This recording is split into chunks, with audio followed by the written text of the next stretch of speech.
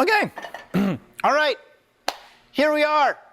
We're back, kinda. KBIS 2021. It seems just like yesterday we were in Las Vegas for KBIS 2020, and I had the privilege of cooking demonstrations for you guys in person every day of KBIS, and I was on the same beautiful 48-inch dual fuel pro range room signature kitchen suite, except for this year I am in the signature kitchen suite experience and design center here in beautiful Napa Valley.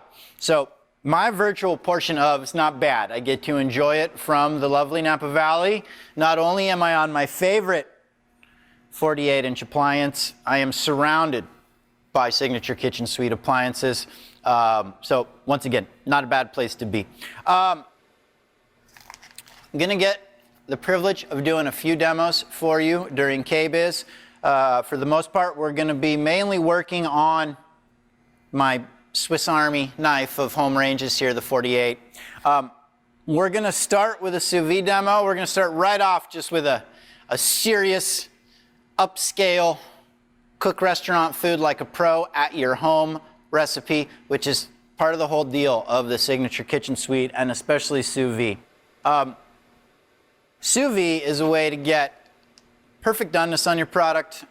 You're going to retain every bit of moisture, every bit of nutrient, which equals every bit of flavor, every bit of color. The food smells better, looks better, it's more nutritious, it's cooked perfectly. It is literally restaurant quality, high-end restaurant quality at that. So we're starting with this beautiful lamb rack. We are going to sous vide the lamb rack, and then we are going to, after it's fully cooked in the sous vide to 133 degrees, we're going to glaze it in the pan with a little honey and some Korean chili. We're going to serve that over a cucumber yogurt dressing. Very similar to tzatziki, if you will, but not quite traditional. So we'll just call it cucumber yogurt. This is a 4-bone lamb rack, California lamb, California boy. We're in Napa Valley, so I prefer California lamb. 2 of these will feed 4 people. Everyone gets a nice, big, thick double chop. So I have sealed this with a little thyme sprig. You can see the beautiful green. You could use sage, rosemary. You could put a little garlic in here, whatever your aromatic of choice is. Salt, pepper, a little olive oil. Some plastic on the bones. Whether you're using whatever kind of bag you're using, put a little plastic on the bones. That way they don't pop the bag. This was sealed using my fancy sous vide vacuum sealing equipment. Should you not be as lucky as I am and you don't have that at home, you can use a Food Saver normal at-home sealer, or you can use a nice thick freezer quality sealable storage bag. Make sure you get that click, click, click sealed. You don't want water leaking into your product, but in a pinch, a nice thick freezer bag or food storage bag, it'll get you into the game, get you into the sous vide game. So we're sealed up. We are going to cook this at 133 degrees, which, yes, it's low and slow, so it's going to take a while. So we want to get this in right now. My well's preheated. 6 quarts of water in here. The insert lifts out easily to go back and forth to the sink. If you need to fill up water, you need to drain water. It is hermetically sealed, therefore there's no evaporation. The water doesn't cook down, the temperature stays consistent. Going in, lamb is in. Make sure it sinks all the way in the water. You could fit easily 4 of those in there, probably 6 if you've finagled them a little bit.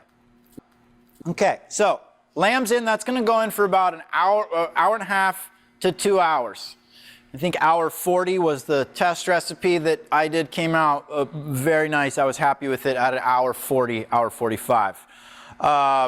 In the meantime, we're going to make our accoutrement or accompaniment side dish for the lamb. I love lamb and cucumber, lamb and mint. Great flavors together. Now, I'm going to take advantage. Here's another bonus, 48-inch range. If you're not using the induction, it is cool to the touch. It's even cool to the touch when you are using it, because it's amazing induction technology we have. I use it as a plate up table all the time, or an extra working surface. Be gentle with it, don't scratch it up, but if you can put a saute pan on it, why can't you put a bowl or plate on it? You can. So I don't like to spread out all over the kitchen. I love my 48. We're gonna stay within the confines of our pro range. Cucumber dressing. I don't think you need to see me peel a cucumber or cut one in half, but that's what we have here. We have one English cucumber peeled, and I cut it in half just so it's easier to handle. You can chop, dice this very finely. You can put it on a box grater if you like a big cheese grater. I have the advantage of this little shredder tool. I love the shredder tool. So the shredder tool is sharp on both sides. As you can see, super fast. It makes very, very quick work of a half a cucumber. We're gonna throw that over our shoulder. There's a sink back there, I promise. See, very, very quick work of a half cucumber. If you wanted a little more green in your salad dressing, just leave the peel on the cucumber and it would be a lot more green.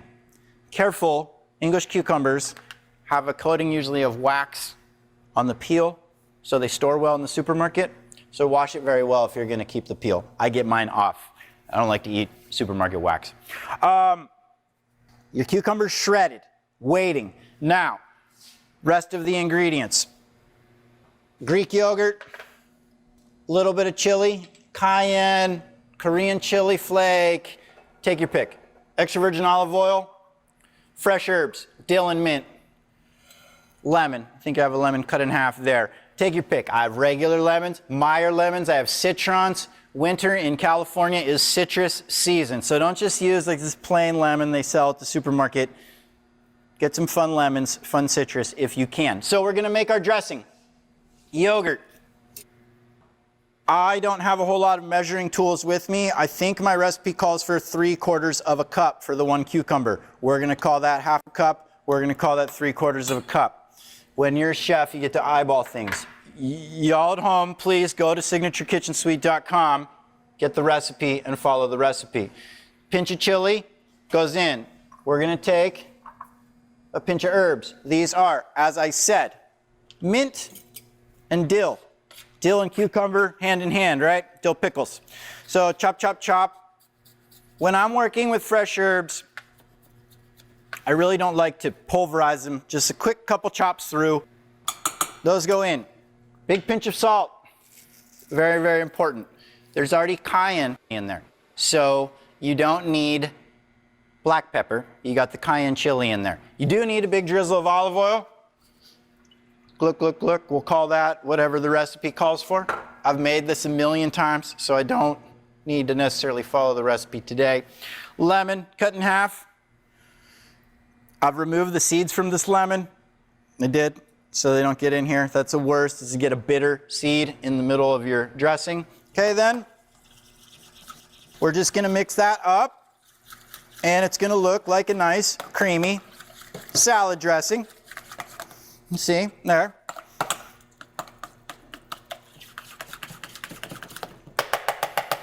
You can taste it with a back of a spoon or another tool you're gonna discard. Delicious. Okay, so now all the cucumber goes in, the refreshing part.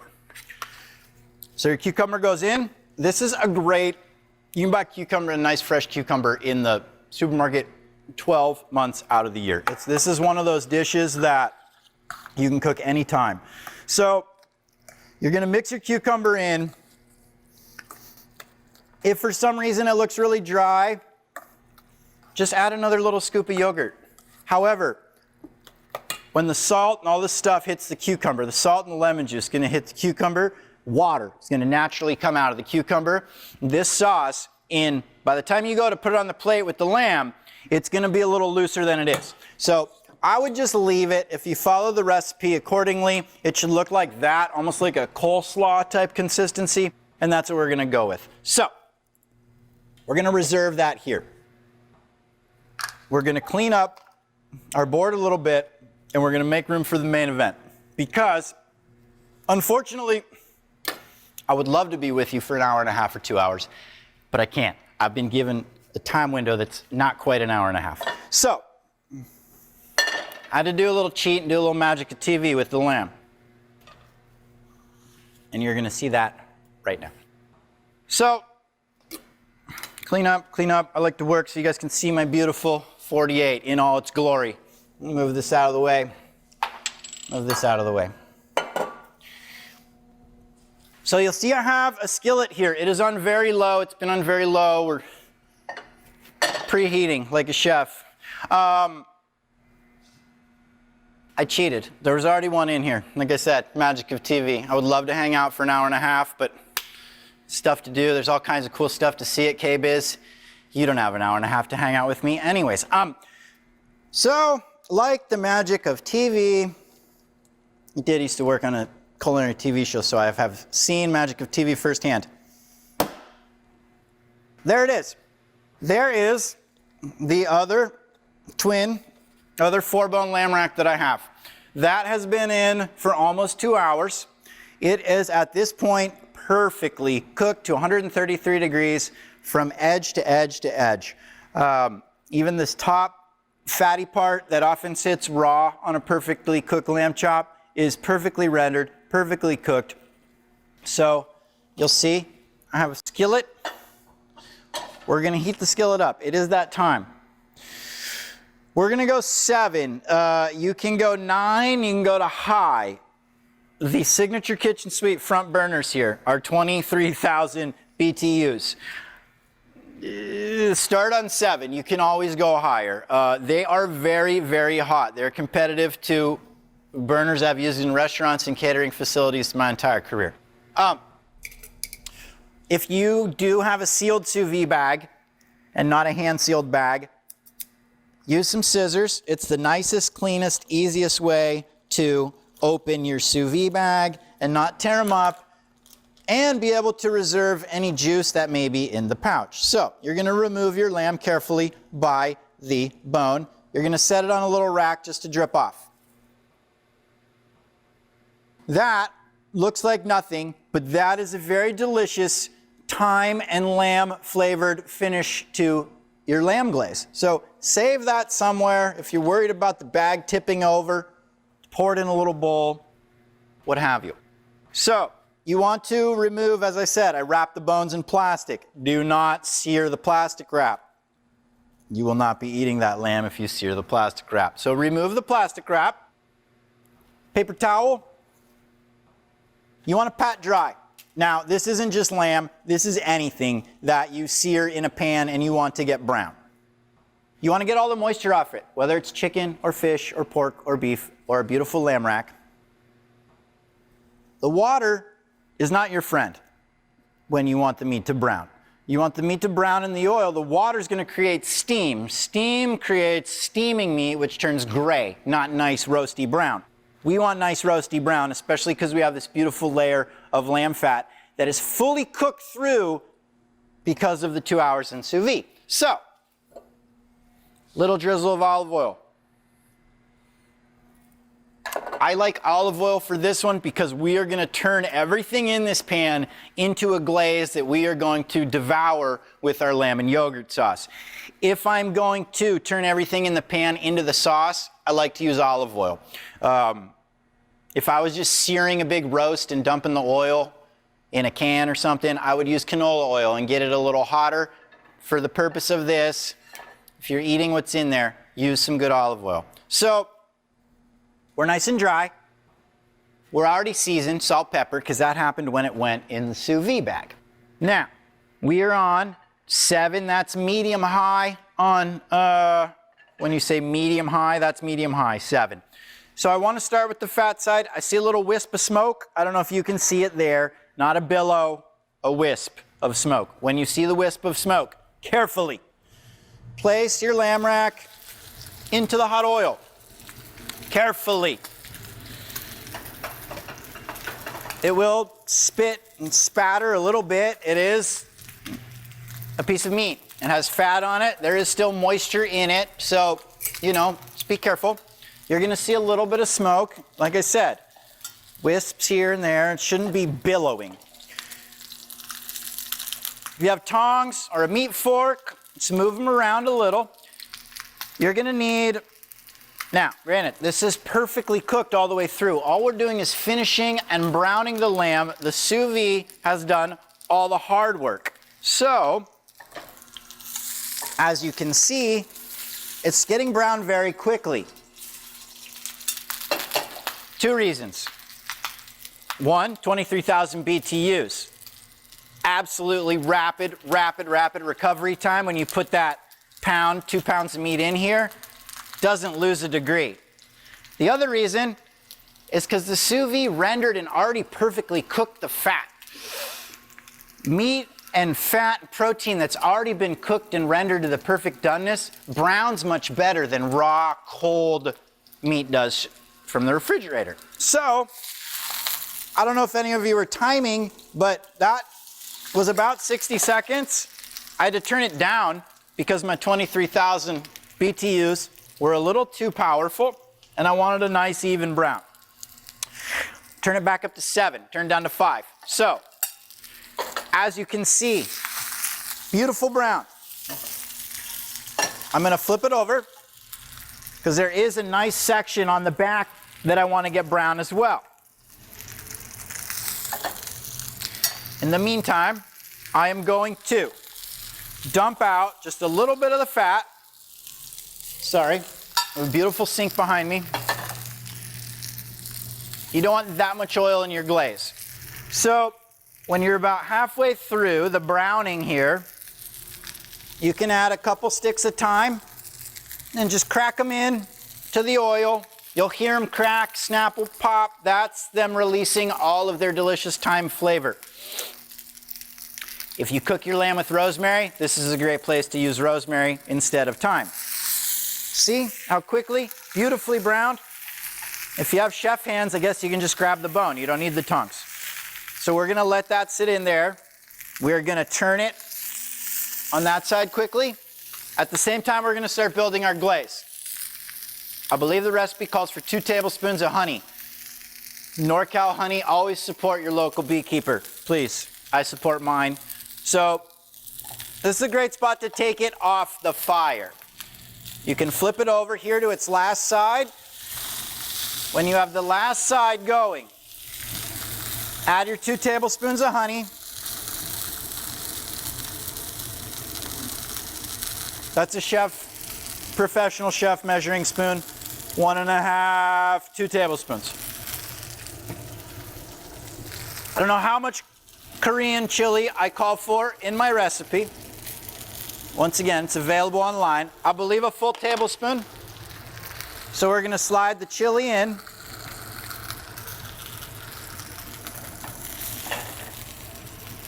Perfect lamb rack is going to come out to the cutting board. And then these delicious, don't spill them on the table, delicious juices left over from the lamb are going right in. Now with your tongs or fork, you can get your chili paste into the glaze.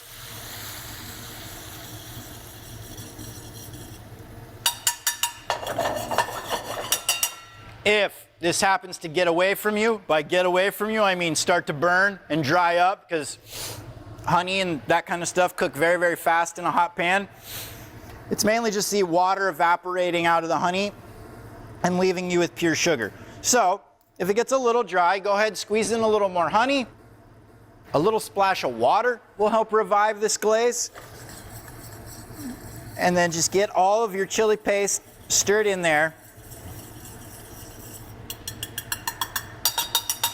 And there you have your beautiful lamb glaze. At this point, if you're going the extra decadent yard that I put a note in my recipe, this is where you could add a little lump of butter to the glaze, and it would really richen the whole thing up. And it doesn't need it, it's not necessary. But at this point, take your perfect lamb, you put it back in the pan. You don't even need the hot.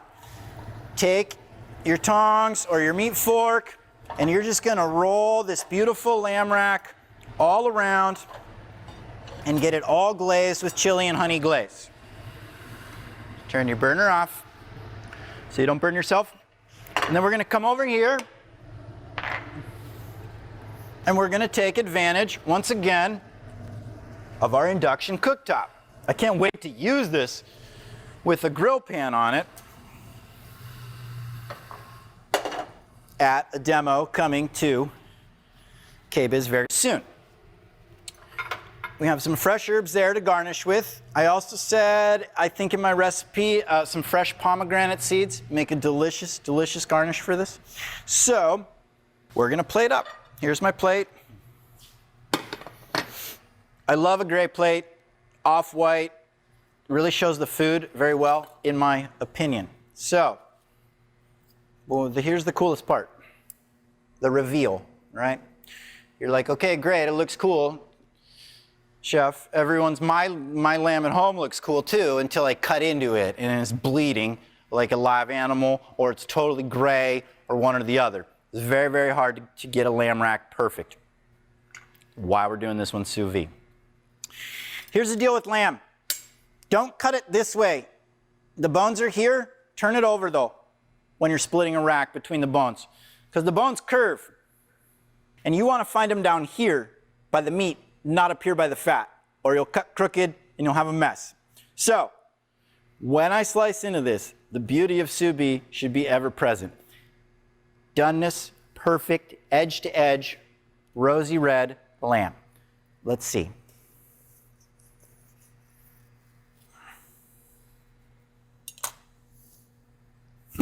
Voila, that's it. I'm going home. No more demo. I nailed this one. You guys don't get any more demos. I said if I nailed this one, I could just go. Look. Look. Beautiful. Beautiful. That is what we mean by edge to edge. You see there's not gray around the edge with a bullseye of your perfect mid-rare in the middle? That's because we cooked it sous vide. So, a little bit of flake salt is really all you need. You don't even need the fancy yogurt sauce and whatnot, but perfect lamb. I've paid for plenty of restaurant meals where the lamb wasn't that perfect. Now, with Signature Kitchen Suite Sous Vide Well, you can recreate restaurant lamb or better at home. Really, who's cooking lamb racks like that at home? If you don't have a Signature Kitchen Suite Sous Vide Well, probably not you. So we're going to take this cucumber dressing. Look at how beautiful and refreshing. We're just going to make a nice little mound in the middle. And by all means, serve as much of that on the side as you want. Don't be shy with your lamb. It's beautiful. Show it off. You want both rosy pink chops. Come on. Then you have this delicious glaze here of honey, chili, and a little bit of the lamb fat and delicious drippings from the pan. And you are just going to kind of make that your garnish sauce. And a couple drops of glaze around the plate. This is where the pomegranate seeds that I highlighted in the recipe that I forgot to purchase, would come in handy. This is also where you could take some of your fresh leftover sprigs of dill or mint or parsley or whatever herb it is you decide to use, and you can really, really guss this up and make it look like a restaurant dish. I would serve this in a restaurant. I would charge $42 for this, and I would serve this in a restaurant. So, once again, that's the beauty of Signature Kitchen Suite. The Sous Vide Well, like I said, I will be back at a latter part of KBIS. We'll show you a demo with the flex induction. We're going to do a demo with the steam assist oven, and we're going to continue to use the Sous Vide Well and these beautiful gas burners. Now, there is your sous vide Signature Kitchen Suite Korean chili glazed lamb rack. with cucumber and yogurt dressing. This recipe, along with all the recipes I'm going to show you, will be available on signaturekitchensuite.com. You can go out, buy yourself a 48-inch range immediately, and then download all the recipes and go home and cook them. Also, it's KBIS. Entire team is here. They're here for you. Please check out our entire line of built-in appliances, and I'm surrounded by this amazing sales team and training personnel. Reach out, set up an appointment, learn all the cool tech details and installation specs on the ranges and the appliances, all the fun stuff that I don't know. They're here to help you. So enjoy Signature Kitchen Suite at KBIS, and stay tuned. I'll be back with more demos. Thank you very much, guys. Looking forward to it. Cut.